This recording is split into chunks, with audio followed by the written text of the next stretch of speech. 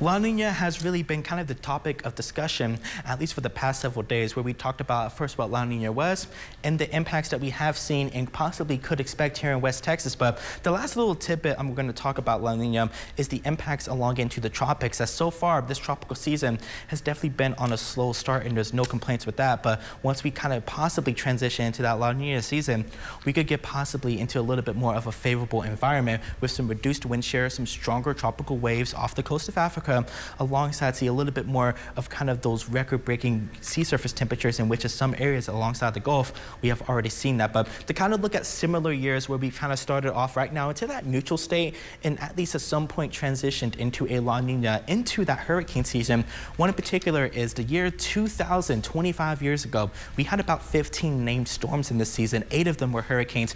Alongside 3 of them were major hurricanes, meaning category 3 or larger.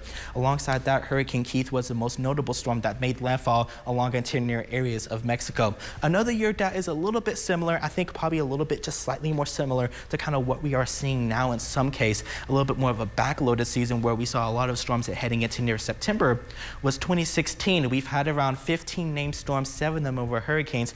Unfortunately, 4 of them were major hurricanes, and with this we did see a couple major landfalling hurricanes. But one in particular that really does stand out and a little bit more favorable conditions were in play to help alongside that transition to La Nina was 2017, 17 named storms, and unfortunately we do remember this very well. It was the year that Hurricane Harvey did make landfall.